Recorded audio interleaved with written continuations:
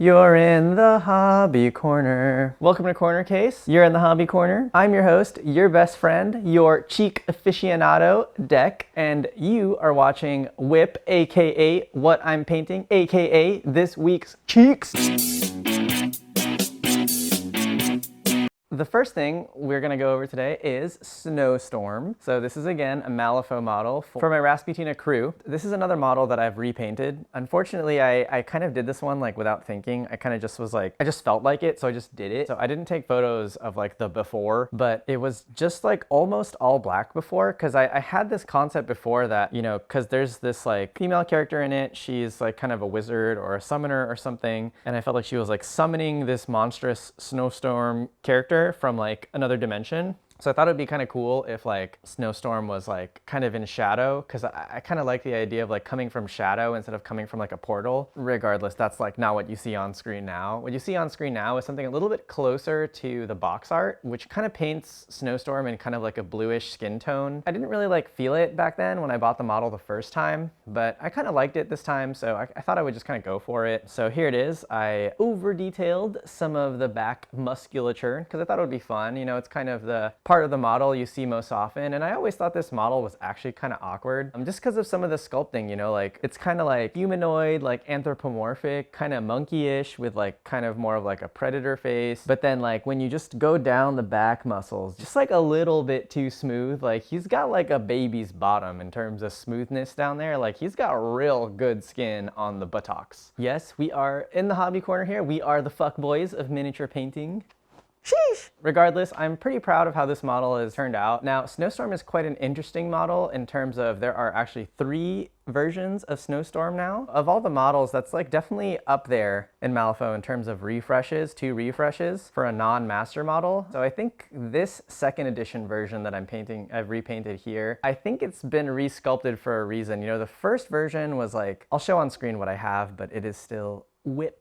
This first version was definitely like a little bit more, it was hand sculpted and it kind of looked like it. So I can see how they wanted to go more into like the plastic era of things with this new M2E version. But I think that it was still kind of awkward. Also, like kind of the wizard girl is like pressed up against his leg like in a really awkward way. It definitely looks like some of these Malifaux 2nd edition models, they kind of designed them to be a little bit more of like a portrait piece where like it looks good from like one angle. So if you like kind of spin the model around, you kind of see some weird things. Like her ribbon is just like molded straight into the leg of Snowstorm, and it doesn't really have like its own volume. Just like a lot of kind of weird things in these early 2nd edition models for Malifaux. It still kind of holds like a nostalgic value for me. So you know, I'm repainting it, and I had a good time repainting it, and it's gonna look good in my army and my crew. And once I have all 3 of these Snowstorms painted, you know, it's gonna be really fun to like kind of show you. I kind of haven't teased like the 3rd edition version that I've started painting yet, because like I'm just kind of like ADD the way I paint, so I'm just painting like 8 things at a time. But it's gonna be really sick. It's gonna be really sick. I have a pretty good concept, I think, for the 3rd edition model. Next, I have more than enough projects that are still in the gray, but I bought into Moonstone. Oh my goodness. So as you can see behind me here, I'm like quite a fan of the God tier. I think there's like a lot of board games that like try to position themselves as board games, but really they're like miniature war games or skirmish games. And I feel like Moonstone is kind of like the opposite, where like it's positioned like a miniature game, but actually lightweight. I'm like looking at the rules and it just looks like a really replayable board game. And I watched a playthrough, and I think the best playthrough is on Tabletop. If you guys watch that channel, that On Tabletop, I don't know like which exactly like English speaking European country they're from, but it's the one where instead of saying now, they say noi, you know, now, noi. I don't know what that diphthong is called, but they're from there, and they have that is my favorite miniature channel by far, because like they'll do the podcast where they do like Indie of the Week, do like these deep dives into these small creators who would like otherwise never have a platform. It's always just like the most creative,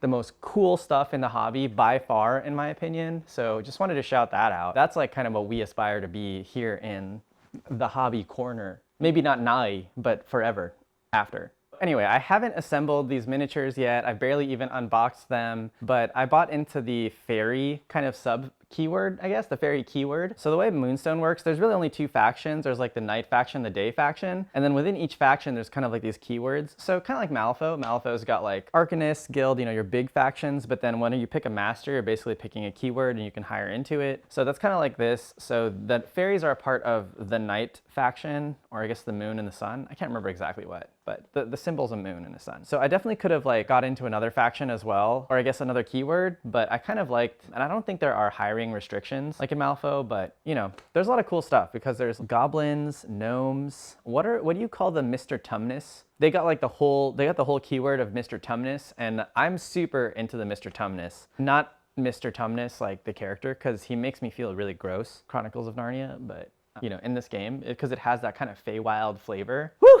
And when I say that it feels like a miniature, positioned like a miniature game, but highly replayable board game, what I mean is like the rule set. So there's like no dice. Let's say that you're doing an attack. The core mechanic is kind of like poker. There's like a community deck, and let's say a model has like a melee stat of like 4. What it means is you declare a melee action, you draw 4 cards off the top, and then usually your action has like a required number / suit, kind of like Malifaux. And then you place a card face down and you get to bluff. So either you have the number or you don't, but either way, you put a card down and you declare what it is or should be, and then your opponent does the same thing, and you can kind of like bluff each other out. And if you get caught in a bluff, you know, then there are penalties, and also vice versa. But I think that is what makes this game firmly like a little bit more like a board game and a little bit less like a miniature war game or skirmish game, because that social component pushes it squarely out of like any competitive kind of gameplay, because you can't really like predict that, and it kind of like screws up any concept, I think, of like game balance. Because if you're just like an exceptionally good liar, or if your opponent is just like an exceptionally poor guesser, then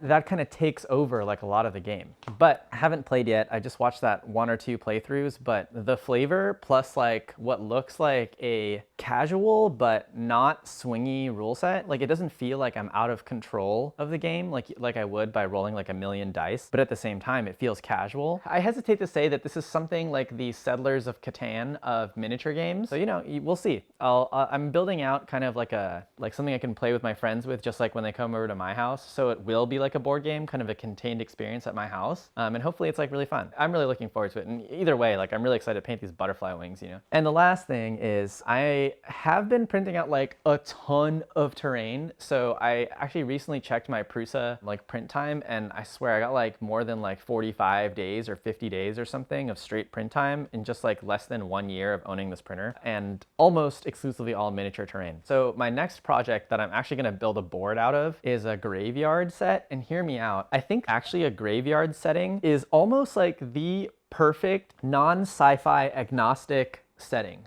for like a miniature game, because you can use it in like a Western, you can use it in like a horror, you can use it in like a low fantasy, a high fantasy, anything on land that's not like sci-fi. You could use like a pretty generic graveyard. Functionally, you know, there are walls, there's like gates, there's like mausoleums, there's like these little tombstones, or there could be like trees and stuff, like spooky trees. But my point is, there's like any manner of terrain for whatever type of game you're playing. There'll be like enough cover, enough obstacles. I hesitate to say that the graveyard is like, I think I might have just sold myself super, super hard on this idea, but I hesitate to say that the graveyard is the perfect non-sci-fi, genre agnostic setting for a miniature skirmish game.